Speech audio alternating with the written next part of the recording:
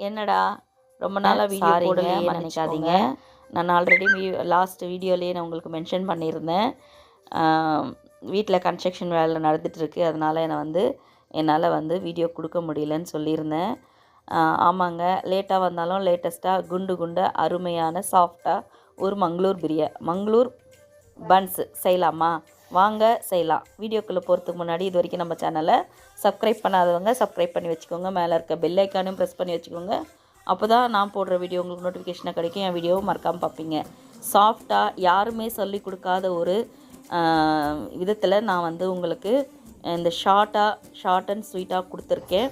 நீங்கள் மறக்காமல் இதை ப்ராக்டிஸ் பண்ணிவிட்டு, இதை ப்ராக்டிஸ் இல்லைங்க, நீங்கள் செஞ்சு பார்த்துட்டு கீழே கமெண்ட் பாக்ஸில் கமெண்ட் பண்ணுங்கள். இதனோட ஃபுல் வீடியோ டீட்டெயிலாக உங்களுக்கு வேணும்னு நீங்கள் நினச்சிங்கனாக்கா ஷால் கிச்சன்ஸில் அப்லோட் பண்ணுறேன். நீங்கள் மறக்காமல் சேனலை விசிட் பண்ணி பாருங்கள். நாளைக்கு 10 o'clock உங்களுக்கு வந்துடும். இது இன்றைக்கி 9:30 ஈவினிங் 9:30க்கு உங்களுக்கு வந்துடும். மறக்காமல் சேனலை விசிட் பண்ணி பாருங்கள். பனானா அதாவது வாழைப்பழத்தையை ஒரு 10லேருந்து 15 வாழைப்பழத்தை நீங்கள் எடுத்துக்கோங்க. அது கூட உங்களுக்கு ஸ்வீட்டுக்கு தகுந்த சர்க்கரை, நீங்கள் சர்க்கரையும் சேர்த்துக்கலாம், நாட்டு சர்க்கரையும் சேர்த்துக்கலாம். ரெண்டுத்தில் எது வேணாலும் சேர்த்துக்கோங்க. நல்லா பிளெண்ட் பண்ணிவிட்டு ஒரு டப்புலேயோ இல்லை பாத்திரத்துலையோ சேர்த்துக்கோங்க.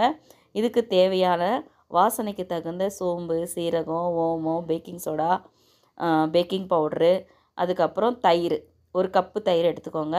எல்லாத்தையும் எடுத்துகிட்டு நல்லா மிக்ஸ் பண்ணிவிட்டு அதுக்கு தகுந்த நீங்கள் மைதாவில் செய்கிறதா இருந்தாலும் மைதாவில் செய்யலாம், கோதுமையில் செய்கிறதாலும் கோதுமையிலும் செய்யலாம். நல்லா அந்த அந்த லிக்விடுக்கு தகுந்த மாதிரி நீங்கள் கொஞ்சம் கொஞ்சமாக மாவை ஆட் பண்ணிகிட்டே வரணும். ஆட் பண்ண உங்களுக்கு இறுகி வரும். அதாவது சப்பாத்தி மாவு பதத்துக்கு வரும்.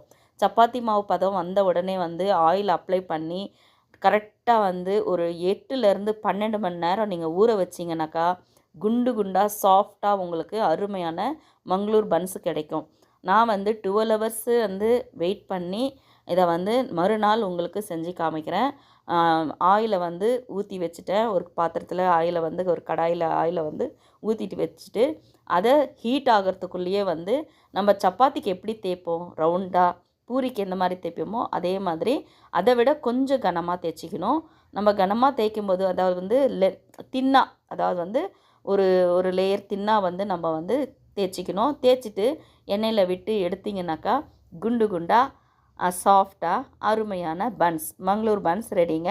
இதுக்கு நீங்கள் தொட்டுக்க சைட் டிஷ்ஷாக தேங்காய் சட்னி, கார சட்னி, அதுக்கப்புறம் உங்களோட விருப்பங்க தாங்க, நீங்கள் என்ன வேணாலும் சேர்த்துக்க. ஆனால் எங்கள் வீட்டு பசங்களுக்கு வெறுமே கொடுத்தாவே அழைக்காக சாப்பிட்ருவாங்க.